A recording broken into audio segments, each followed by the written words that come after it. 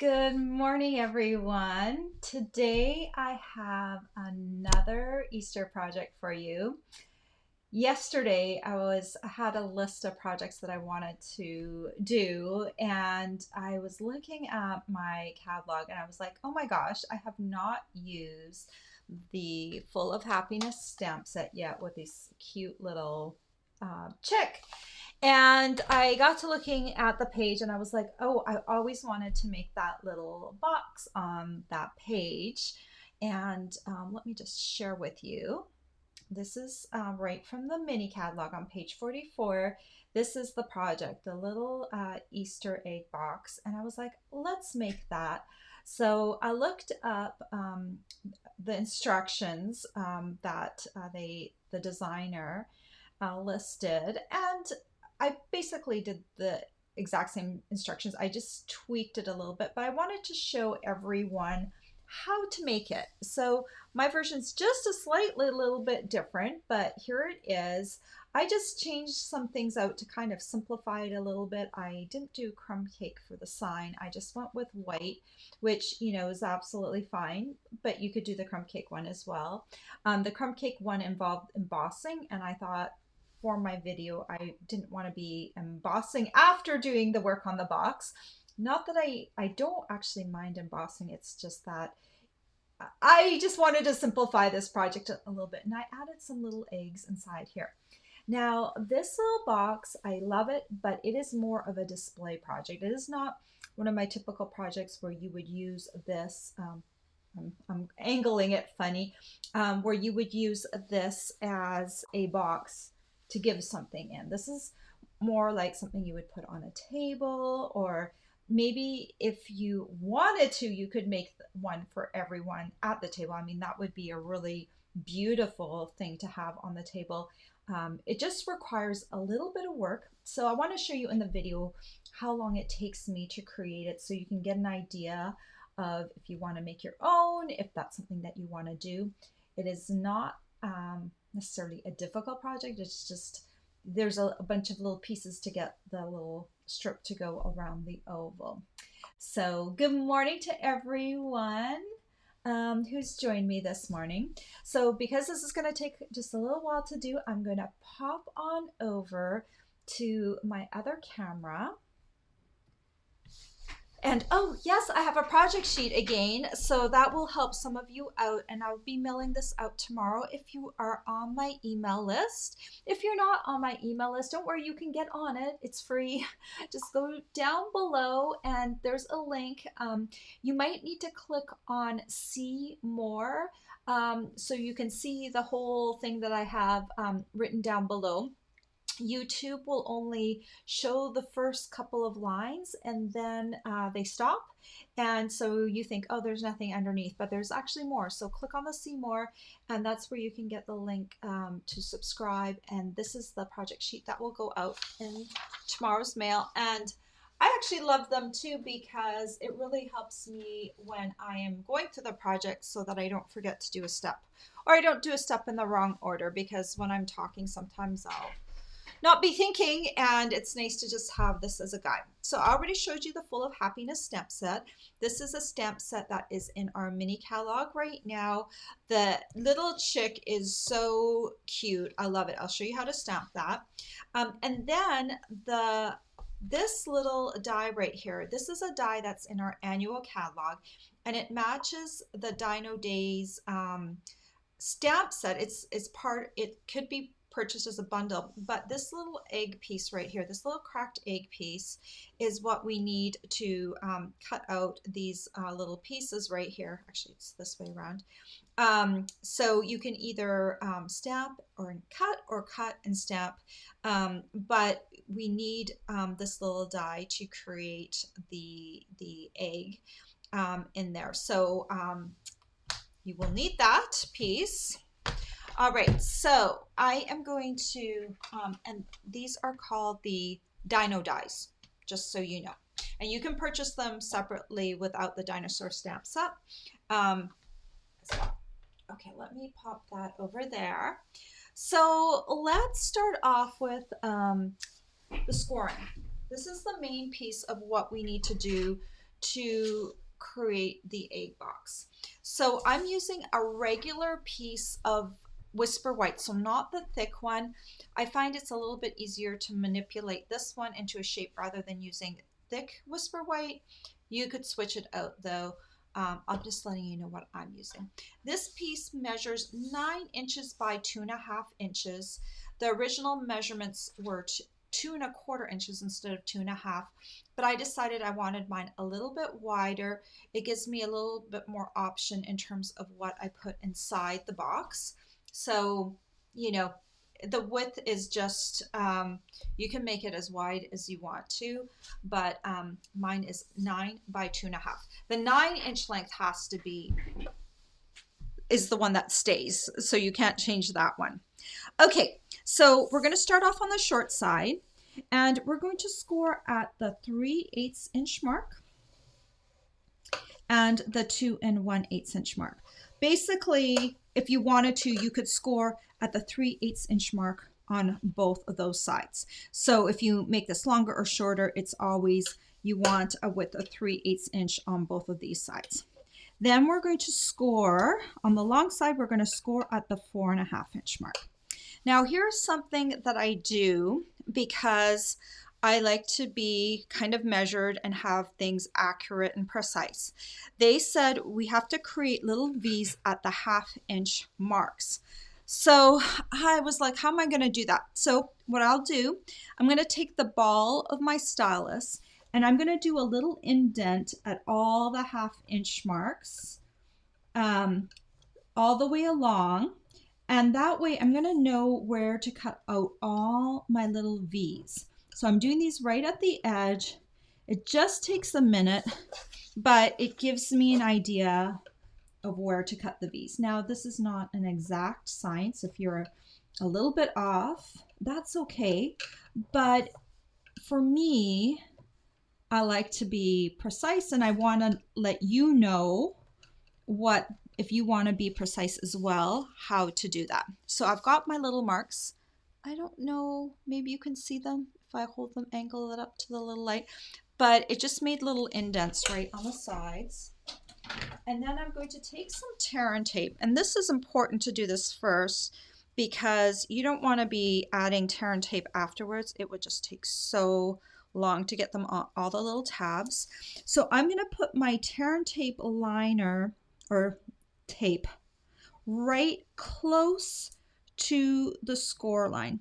The reason I'm going to do this is so that I can still see the little indents. Okay? And I'm actually going to cut the tear and tape liner. Where are my little scissors? Rather than tear it, because I want it to go right to the edge. So we're doing this on both of the long sides.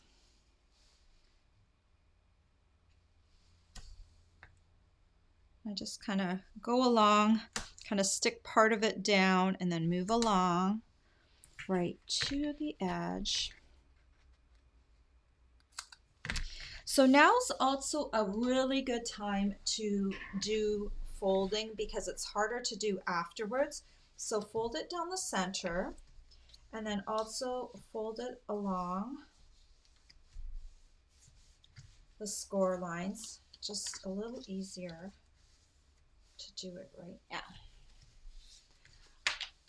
Okay, so now we're going to cut little V's into all of these places where there's an indent. So you can start off and angle cut the end a little bit. And now I'm just going to cut little V's in, and I'll remove the little V's in a second. I'll just pull them out. But I find it's easier to kind of cut first, and then as some of them stay stuck, you need to get them afterwards. So this is a little bit of a process. So if you don't like things that are going to take you a while, then this might not be the project for you, but it is a really cute project. So you might want to make one of them. So I'm just coming along here. And if you have any questions along the way, just let me know. I am just The V's, because there's not a lot of room in between each of these little tabs, it's only 1/2 inch. I'm not making the V's very wide at the edge. They're just enough to create space so that when the tabs get adhered, there is some space to them. Okay, and then I'm going to angle cut this little end piece, and then you can come along and pull off these little V's if they didn't come all out. So you can see those are all my little tabs. And then you'll start on the other side. And I could have done one of these pieces ahead of time, but I wanted to show you how long it would take me to do it. Of course, once you've done a few of these, I'm sure everything becomes a little faster as you go along. You get a rhythm to it. Maybe you can enlist the help of some of your elves that live in your house to help you maybe with this cutting process if you want to make a few of them. So it's always fun to get people roped into helping you create stuff. Maybe you have some friends that want to come over on a Friday evening like tonight and help you make a bunch of these. It's good to craft with friends, or maybe you want to virtually craft with them. Get on FaceTime with them and craft virtually. So yeah, so I'll just tell you, this week was kind of exciting. Our son is up in Canada, and he just got his very first co-op job for the summer. I'm so excited for him. He's a first-year engineering student, and he's going to be working at a little startup company up in Canada for the summer. And I know that some of you might be going, but he's not coming home, aren't you sad? And like, yeah, I'm going to miss him, but I'm a very practical girl. I'm sure I've told you this before. I'm very practical, and as long as he's happy, I'm happy. I'm pulling off all of these little triangles now. So I'm very excited for him. Just to hear him talk about the job and what he's going to be doing is just, it just melts my heart, because like you just want I only have one kid and I just want him to be happy and to do well. So I'm very excited about that. Okay, so one thing you can help this whole thing to come together, you can curl it a bit. You could curl it a bit with your fingers, or you can take your bone folder and just give it a little bit of a curl with that, and then that will help when you're coming together. This is going to curve a little bit more easily. That's why I use the thinner Whisper White, because it's a little bit easier to give it a little bit of a curl. Okay, so we've got the center piece going. Now let's look at the fronts and the backs. So what you're going to do is you're going to cut, you need 4 of these egg pieces. So just run them through whatever die cut machine you have. Then the cool thing is that they nest together, and I'll show you that in a second. So I'm going to use this stamp. It's the striped stamp, and I'm going to use it to stamp on here. I'm using Highland Heather. Choose whatever color makes you happy. I love purple and yellow together. That's why I chose purple, because I knew I was going to do the chick in yellow, so purple had to go with the yellow. So I'm just going to hover this over. If you prefer, you could always stamp and then die cut, but I found with this it's pretty easy. I kind of hover over the edge, and then I kind of move it into place so I can kind of see where I'm going, and then I stamp, and there is my little half egg.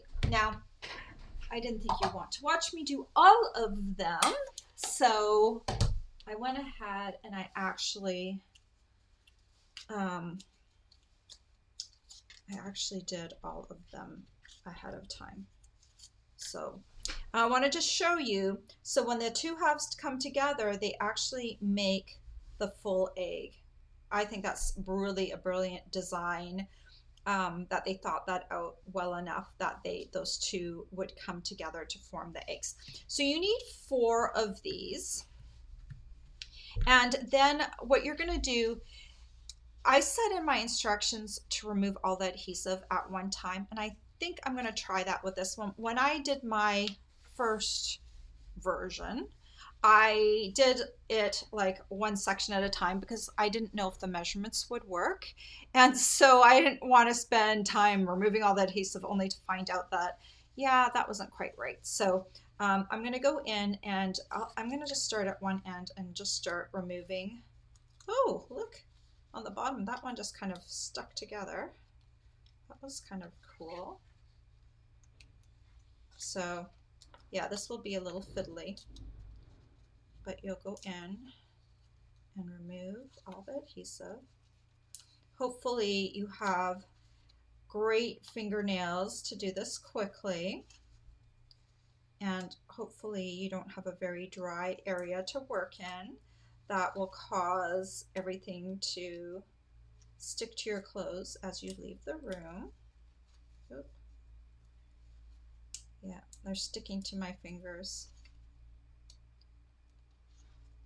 Yeah, this will probably be the longest part, is removing all of these. So I guess an alternative, if you didn't want to use tear and tape, you could go ahead and cut the tabs, right? And then the alternative would be to take Tombow and go dot, dot, dot, dot, dot, dot, dot, and do it that way. That would be definitely another way to go. Then you have a little bit more, you know, time to slide around on the egg when you're putting it on there. So if they weren't sticking to, if the liners weren't sticking to my fingers, then things would be easier for me. I'm coming along well though. Also, I wanted to show you how long this would take, right? It's kind of important to see how long a project will take. But it's easier for me to kind of do all the liners at first. Hopefully I won't stick to everything on my table. That is always the danger when you remove too much liner first, right? Okay, almost done. 2 more. And 1 more. Okay. Now I'm going to get rid of all of these little liners before they stick to me and everyone else.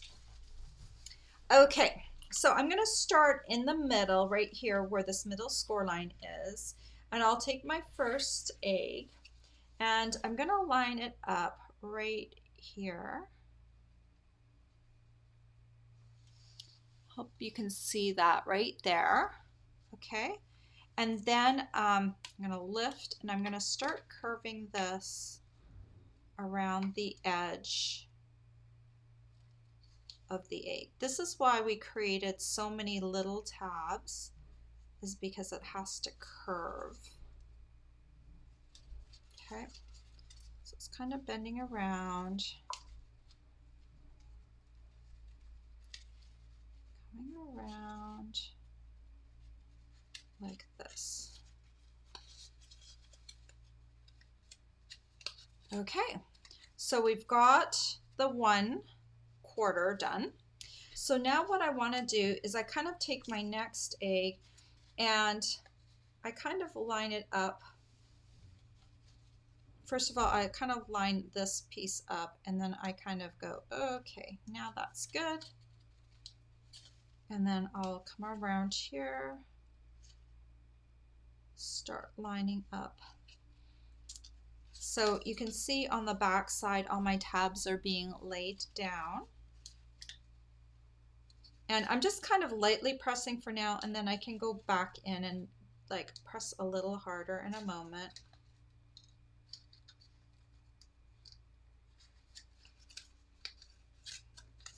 Okay, so now I've got these done, I can kind of come in and press down a little bit on them.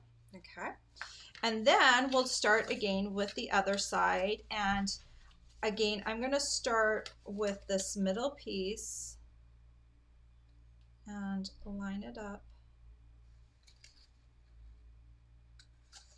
and Just keep moving around the circle, or the oval, the half oval. Come around. Oh, last one needed to be in a little bit, and this one lost its adhesive a bit. I didn't press down hard enough. Okay. All right, and so now I just need to do this last one. So I'll come again, and I'm going to kind of look to make sure this lines up, and then come around the corner, and we can actually bend this back so that it can not be in our way. Of course, it's going to flip back now, but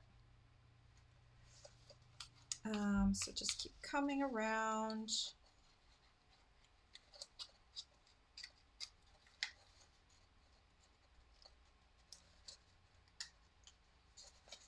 And final one will be right there.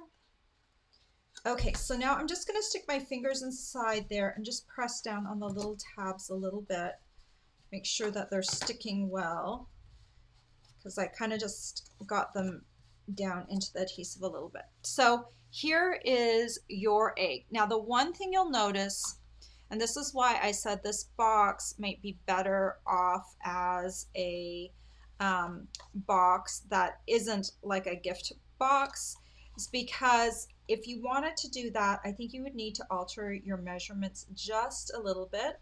You'd probably want to do maybe, I would do maybe go to 9¼ inches instead of 9 inches, so that you could fill this little gap, because we're just a little bit short here.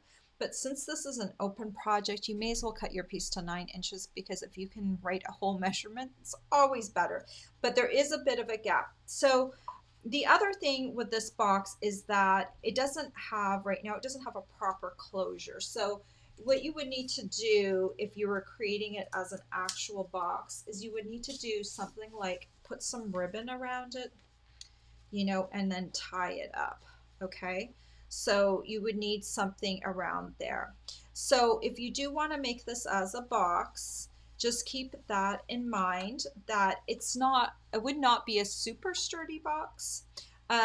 So I recommend it as a display box. You need to make it a little bit longer, and then you need to find some way to keep it closed. So maybe some of this beautiful purple tricolor ribbon would do the job in that case.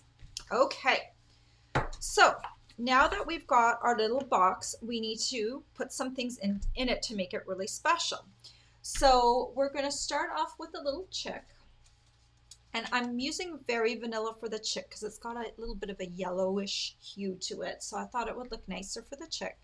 And we'll take our little chick stamp and we'll take Daffodil Delight. Let me just check here real quick and see if there were any questions on the box. Good morning to everyone who's joined me. All right.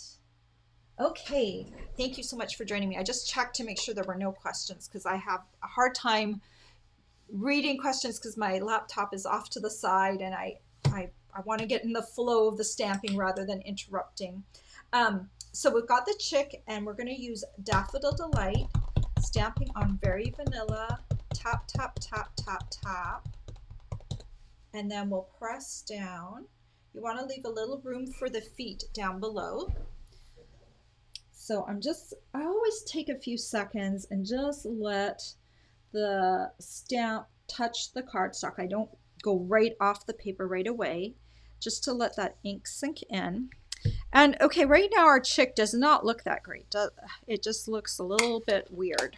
So let's take, first of all, our pumpkin pie ink pad, and let's stamp a little beak for this guy. The easiest way I found to line up the beak is ink it up first, look at where the hole is, and then come in a little bit below with the beak, a little bit below the space for the beak, and then just kind of move it into place and then stamp it down, because it's kind of hard to see exactly where that hole is. So just bring it a little bit below and then bring it a little up and then stamp it, and you'll find it a little easier. Let's stamp the little legs while I have pumpkin pie out. And for the legs, I just kind of go up just a little bit onto the body. It's not going to be precise each time unless you use something like the Stamparatus, where you have exact stamping each time. I just move it up just a little bit so the legs are a little bit onto the body. And then finally, this little chick needs some eyes, because until those eyes are stamped, it's just going to look weird. And I'll use Tuxedo Black for that. And one of these little black eyes is bigger than the other, and that one goes towards the right side. So again, I'm hovering below the eye sockets, and then I'm going to move up into place and then stamp down. And I've been pretty accurate in getting it almost in the right spot by doing that. So you can practice on some scrap paper, and I'm sure you will get this right, because I did not find this at all hard to stamp. Okay, so we do not have a die for this cute little chick, so you will have to fussy cut it out. And that is exactly what I did earlier, so you wouldn't have to watch me fussy cutting something out. So there's my little chick, so that will be part of the project. Then we're going to stamp a greeting. And I just took a long piece of cardstock. The width is 3/8 and the length is 5.5. We're not going to use all of the length, but I find it easier to have a little bit more length when I'm stamping a greeting, so I'll have a place to hold down the cardstock when I peel off the stamp. We'll go back with Highland Heather. And I'm just going to, there's a greeting in the stamp set. It says, "May your Easter be full of happiness." It's perfect for this project. It makes a lot of sense. And then I'm going to stand up so I can see. So I just want to kind of center it right onto that little strip. Well, that turned out pretty well. And then we're going to cut it in half. So in between Easter and B, cut down the center, and then you'll also want to trim off the ends like that.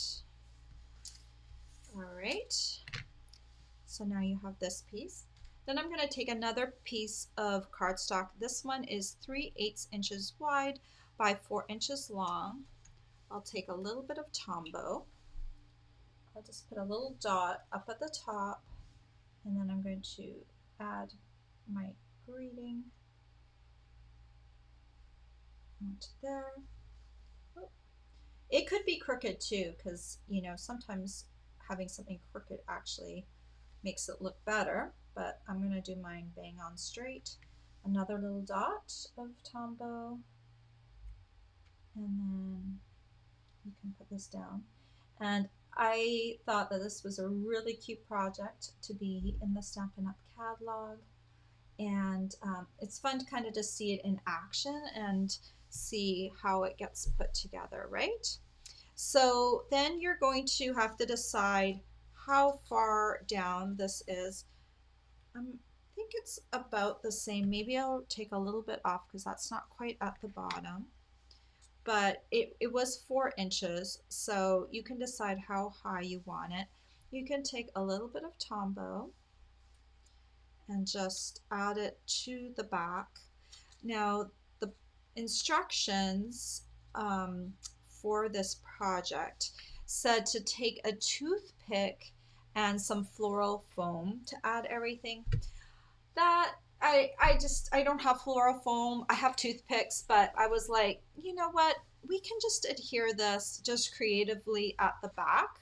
So this is stuck to the back. And then I'm going to take 2 dimensionals and stick them together to give it a little bit more depth than just a regular dimensional.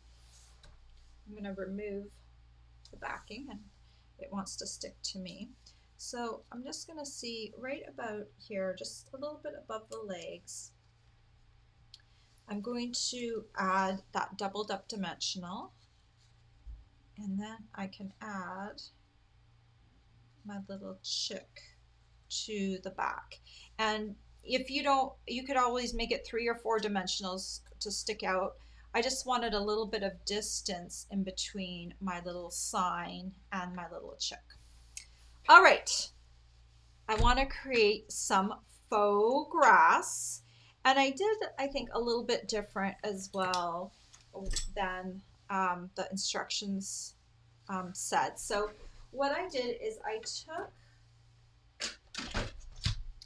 took some Granny Apple Green cardstock because I love this color of green. It is so bright and lovely, and I just love it. So I had to use it. I just think it just screams spring, and it looks so good with that purple and the yellow. I just love it.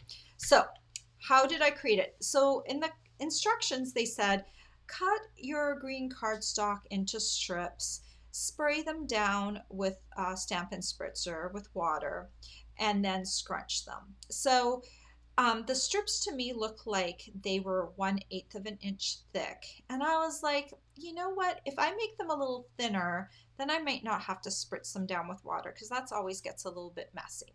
So these are very thin strips of cardstock. And the way I cut them is I started, this piece was 8.5 by 5.5. So just a half sheet of cardstock. And I'm cutting off of the big piece. So I'll just kind of lay this out here. It started off at 5.5, but now it's a little bit shorter. And I'm just going to keep moving this 1/16 of an inch. So if you don't know what that is, it is like 1 tick down. And then I'm going to cut. And it makes this really tiny strip.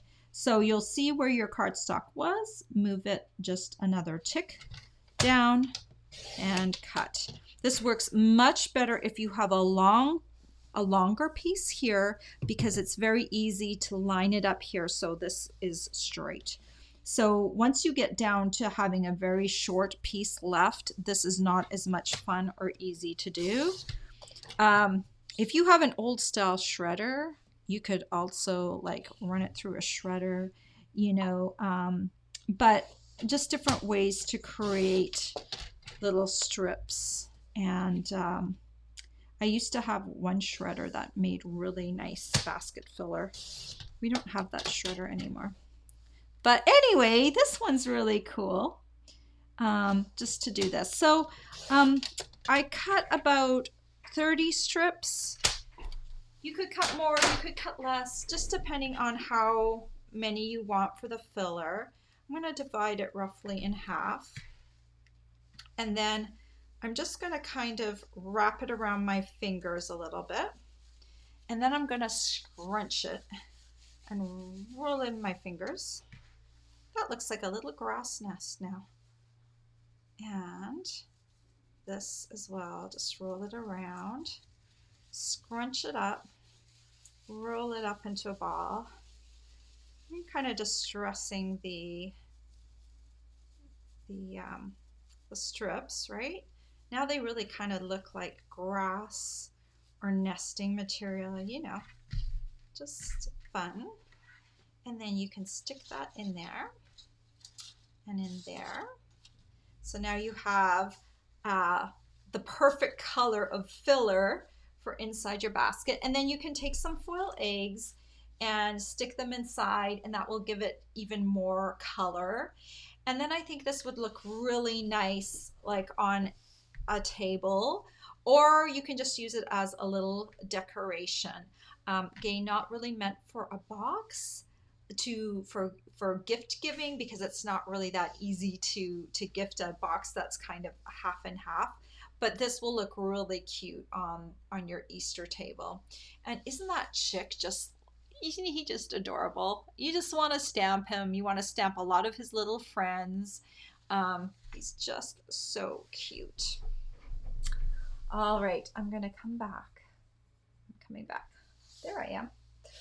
Okay, let's have a look and see if I have any questions to answer. I did want to.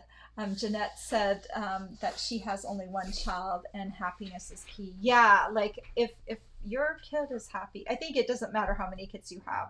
If they are happy, that is everything to me. Like sometimes you as a parent have to make that sacrifice of not having them live near you, and I that's basically the way my relatives have all lived their lives. My parents moved away.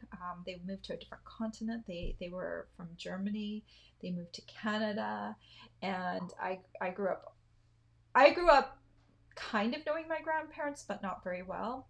We saw them a few times in my life, but they were so awesome. They always remembered us at Christmas. They sent the most amazing parcels, and that should be another conversation. But and then my parents, I moved away from my parents, and now my son's moving away from us. So it seems kind of normal. We will get to visit him this summer, though, hopefully. And so it's not like we're not going to see him all summer. He just won't be home for the summer. So, but it's very exciting for him. And I'm just like so excited that he has like his first co op job. It's like, I think co-op, I wish more universities, colleges would do these programs. And some of them have internships and stuff, which I think are so powerful for kids to come out of college with some work experience. It's just so key because it's harder when you come out of that study mode and you don't have a job that's maybe in your area of study. So you know, so anyway, I'm very excited about the co-op program. All right, let's get back to talking about the Easter project I just did. But I just wanted to address that comment real quick.